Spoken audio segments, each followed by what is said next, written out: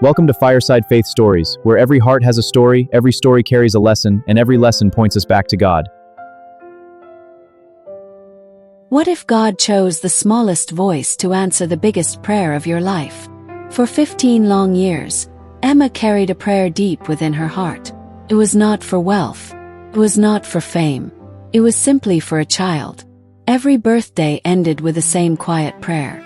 Every Christmas, she imagined tiny footsteps running through her home. Every Mother's Day, she smiled for others while quietly wiping away her own tears. Emma was a doctor. Every day, she helped bring new life into the world. She celebrated with joyful parents. She watched mothers hold their newborn babies for the very first time. She smiled with them. But every evening, she drove home wondering if she would ever hold a child of her own. Her husband, Daniel, never allowed her to carry the burden alone. When people whispered behind their backs, he held her hand. When relatives asked painful questions during family celebrations, he gently changed the conversation. When Emma cried herself to sleep, Daniel would wrap his arms around her and softly say, "We are already a family, Emma. Whether God blesses us with children tomorrow or years from now, I will always choose you. I believe God has not forgotten us." Those words became the strength that carried her through each new day. Still, waiting was not easy. At family gatherings, children laughed and played while Emma quietly watched from a distance. At church, she rejoiced as others shared testimonies of answered prayers. She clapped with everyone else. She smiled. But deep inside she whispered, "Lord, when will it be my turn?" Many people tried to help. Some said her work as a doctor was too stressful. Others suggested different treatments. Some told her to travel somewhere. Others said she simply needed to pray more. Emma listened with kindness. But none of those suggestions could quiet the longing inside her heart. Then one ordinary afternoon, something happened that she would never forget. A young mother arrived at the hospital with her little daughter, Lily, who was about 8 years old. While her mother completed some paperwork, Lily looked at Emma with bright, innocent eyes. Children often notice what adults cannot see. Lily smiled and asked, "Are you sad sometimes?" Emma was surprised, but she smiled gently. Before Emma could answer, Lily continued, "When I'm sad, I just dance. Then I tell God everything. After that, my heart feels happy again." The little girl smiled as though she had shared the greatest secret in the world. Her mother quickly turned around. "I'm so sorry," she said. "She talks to everyone." Emma smiled warmly. "It's all right." The appointment ended and they left. But Lily's simple words stayed in Emma's heart. That evening, Emma sat quietly in her living room thinking about what the little girl had said. "When I'm sad, I just dance. Then I tell God everything." She smiled. Sounded so simple. Maybe that was exactly what she needed. She stood up. She played soft worship music. First she moved slowly. Then she closed her eyes. For the first time in many years, she stopped thinking about everything she did not have.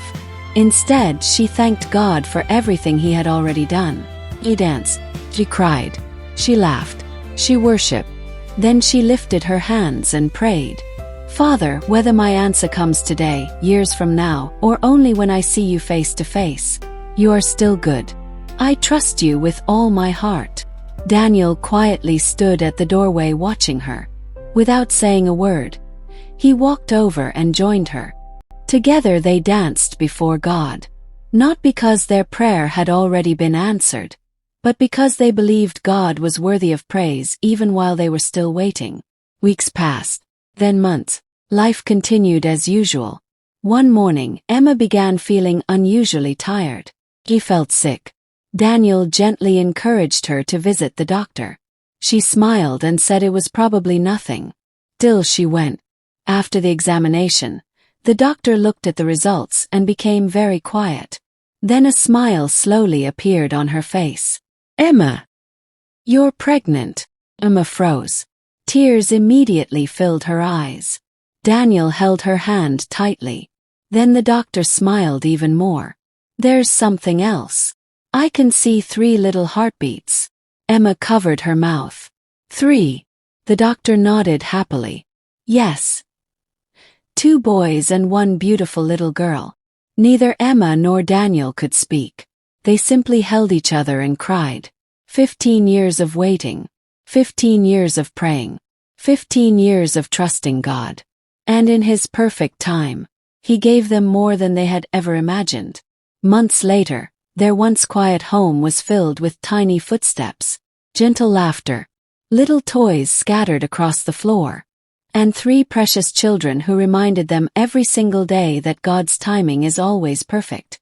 One evening, as Emma watched her children playing together, she remembered Lily's words. When I'm sad, I just dance. Then I tell God everything. She smiled through grateful tears. God had used the innocent words of a little child to remind her that worship is not only for the day the miracle arrives. Worship is also for the days of waiting. The Bible says in Psalm 30 verse 11, You turned my mourning into dancing. You removed my sackcloth and clothed me with joy. And in Psalm 126 verse 5, Those who sow with tears will reap with songs of joy. If you are still waiting for your miracle, do not lose hope. Keep praying. Keep trusting. Keep worshiping. Because while you are faithfully waiting, God may already be preparing something far greater than you have imagined. Every heart has a story. Every story carries a lesson. And every lesson points us back to God. Until next time. Thank you for spending this time by the fire. Until next time, keep the fire of faith burning.